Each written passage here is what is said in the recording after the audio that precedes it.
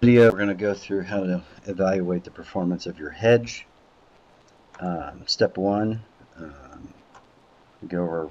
You're just going to go to Yahoo Finance, and we want to download prices from September 11th through 24th. So I just have prices for IBM, Procter & Gamble, DuPont, Home Depot, and MA. And then we're going to do, again, pretty much like we did before. We're going to bring in our portfolio weights. We're going to calculate the return on each individual stock. And this is based on the new returns from the hedge portfolio pricing. Right, so this represents the return of IBM on the 24th. To get the return of the portfolio, just like we did before, it's just a sum product. Notice again the dollar signs. So you'll do sum product across and then drag it down.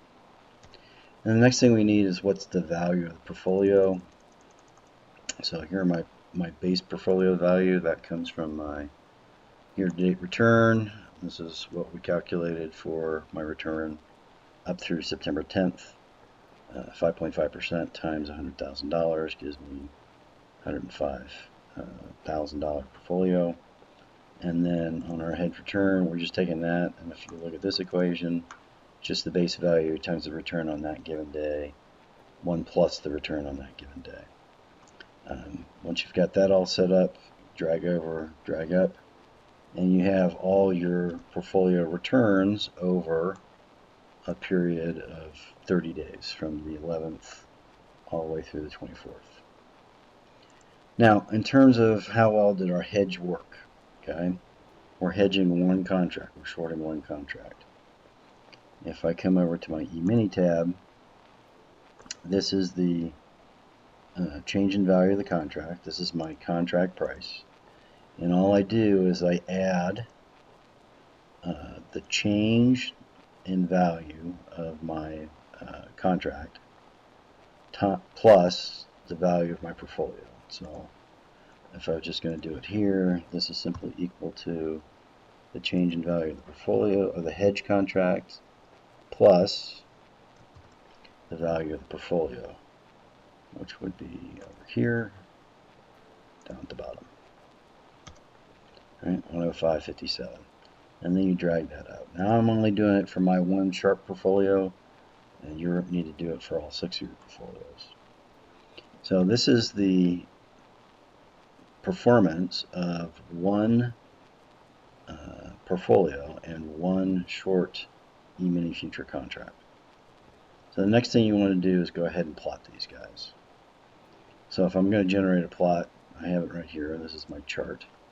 So this is the hedge portfolio, which is the portfolio plus a contract. And this red line represents just the portfolio without the contract. And these are the dates associated with it. Just to point out the way a hedge works is that as my stock price goes down, the value of my portfolio goes down, the value of the short contract goes up. So if you hedge out perfectly, you should see something similar to this, which is a straight line going across. In other words, for every dollar my portfolio loses, the hedge adds $1 to my portfolio. So if you're coming into an area where there's a lot of volatility and things are going to go down, you hedge out your portfolio by shorting S&P 500 future contracts based on the beta equation that we talked about before, this one here. So it's the beta of the portfolio times the value of the portfolio divided by the value of the E-mini contract. And if that works out correctly, then you're going to get a nice hedge. So the market went down, and yet you maintained your value without a problem, which is exactly what you want to do from a portfolio hedge. So how to incorporate this into a plot? I'm just going to come to my E-mini tab. I'm going to go ahead and highlight my one portfolio. I want to see one plot per portfolio. Don't throw them all on one plot, please, unless you want to lose some points. We've got those highlighted. Come into to insert, and then we want to insert without the dots. Throw that guy in. And this right now is in reverse order. I'm going to go ahead and fix that. So we're going to select data. I'm going to come over here to edit my axis labels, and I'm going to pick the dates. And now once I get all the dates in there, Excel understands that you want to go from the earliest date to the latest date. So that just flips everybody around. That is the plot of my portfolio plus the hedge. Okay, and I'm going to add another series, and this would be just the straight portfolio. And in order to get that, I'm going to come here to my hedge return, and I'm going to highlight everybody that covers from the 11th forward.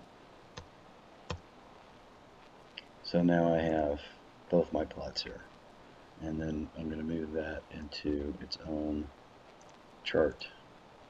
And then I expect you to include in this, under like the layout functions, a title to the chart, what the axes are, the primary horizontal axis, like this one would be date, and then the primary vertical axis, rotated is going to be portfolio value, etc. And then you need to analyze, which means you look at the performance of the group. Now, just because mine worked doesn't necessarily mean yours is going to work. So focus your analysis.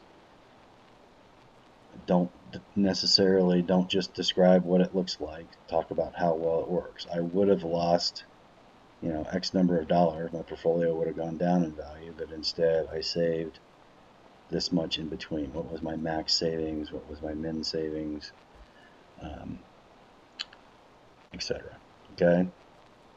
All right. And the only other thing I'm going to point out on our E-mini hedge is that these dollar values are cash values that actually go into or come out of your portfolio. So when that says minus 100, it means that you lost $100. They took it right out of your portfolio. When this says 512.50, it means they added $512 into your portfolio, money that you can actually use. Up here where it says it added 7,000 bucks, it means it literally added $7,000 to your portfolio. So that's the overall Excel aspect of the project. Good luck. Again, as always, try and work through it while we go over the material in class. Thanks a lot. Bye.